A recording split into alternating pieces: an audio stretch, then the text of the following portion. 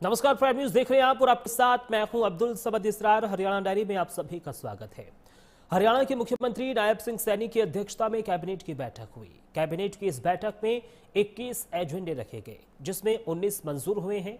बैठक के बाद सीएम सैनी ने जानकारी देते हुए बताया कि हरियाणा मंत्रिमंडल ने अभियोजन सेवा नियमों में संशोधन को मंजूरी दी गई है, जहां BNSS 2023 के अनुरूप अभियोजन विभाग का ढांचा होगा। बताया कि प्रदेश सरकार पहले ही 48 नए पदों को मंजूरी दे चुकी है, जिनमें उप निदेशक के 24 और सहायक निदेशक के 24 पद शामिल हैं। उन्होंने कहा है कि एक आधुनिक, सक्षम और कानूनी रूप से सुदृढ़ अभियोजन संवर्ग के गठन का मार्ग प्रशस्त करेगा। साथ ही सीएम नायब सिंह सैनी ने कांस्टेबल और सब इंस्पेक्टर भर्ती के लिए पंजाब पुलिस नियमों में संशोधन को मंजूरी दिए जाने की भी जानकारी दी। उन्होंने बताया कि हरियाणा पुलिस में कांस्टेबल और सब इंस्पेक्टर के पदों पर सीधी भर्ती के लिए पंजाब पुलिस नियम 1934 में संशोधन करने को मंजूरी प्रदान की गई है। इन नियमों को पंजाब पुलिस हरियाणा संशोधन नियम 2025 के रूप में अधिसूचित किया जाएगा।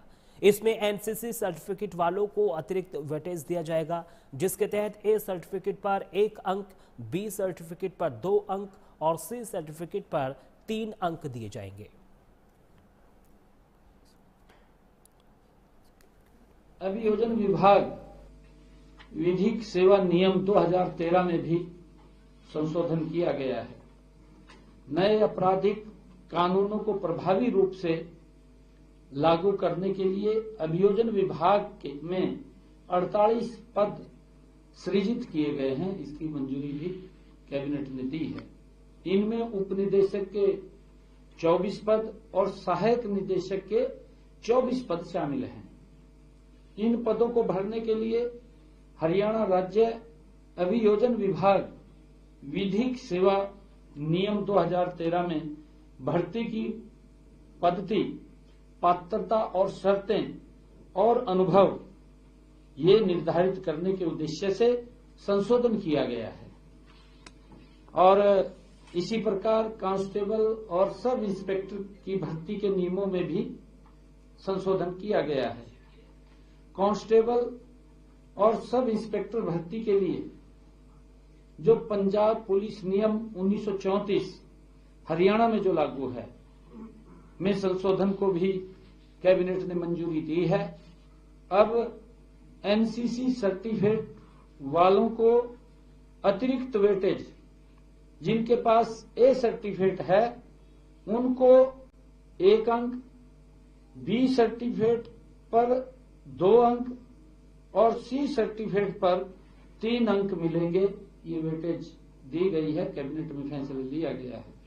अब हरियाणा कर्मचारी चयन आयोग शारीरिक मापन परीक्षण और शारीरिक स्क्रीनिंग परीक्षण में उत्तीर्ण उम्मीदवारों में से प्रत्येक श्रेणी के विज्ञापित पदों की संख्या से 10 गुना उम्मीदवारों को शॉर्ट लिस्ट करेगा, जिन्हें नॉलेज टेस्ट के लिए बुलाया जाएगा। नॉलेज टेस्ट में 97% वेटेज होगा। इसी प्रकार कैबिनेट में एग्रीगेटर लाइसेंस देने के लिए हरियाणा मोटर वाहन नियमों में भी बदलाव किया गया है।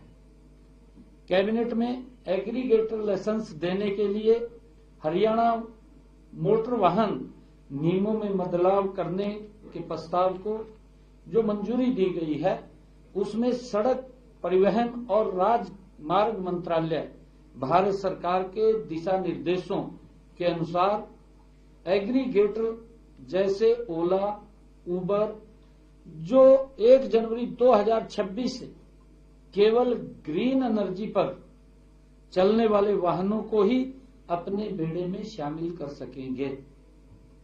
ये निर्णय किया गया है कि वो या तो इलेक्ट्रिक व्हीकल या सीएनजी व्हीकल ओनली ये अपने उसमें यही गाड़ी रखेंगे, डीजल पेट्रोल की नहीं रखेंगे। और इसी प्रकार परिवहन विभाग द्वारा इन दिशा निर्देशों को अपनाते हुए हरियाणा मोटर वाहन नियमों में बदलाव किया गया है और इस बारे में एक क्लीन मोबिलिटी पोर्टल भी परिवहन विभाग द्वारा बनाया जा रहा है। जिसमें लाइसेंस धारक की सभी वाहनों का विवरण रखा जाएगा और इससे राष्ट्रीय राजधानी क्षेत्र में कम पोल्यूशन होगा, क्योंकि जो लगातार पोल्यूशन की बात आती है, वायु की गुणवत्ता में भी सुधार होगा और वायु गुणवत्ता प्रबंधन आयोग द्वारा जारी किए गए निर्देशों का पालन भी सुनिश्चित किया जा सकेगा। और इसी प्रकार हमारे जो निजी विश्वविद्यालय उनकी कार्यप्रणाली में भी वो सुधार के लिए कुछ नियमों में बदलाव किया गया है, उसको मंजूरी दी गई है।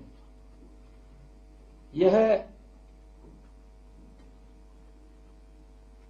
इस बिल के अंदर, क्योंकि बिल का उद्देश्य शारीरिक जो मानकों को न बनाए रखने पर निजी विश्वविद्यालयों के प्राधिकारियों को उनको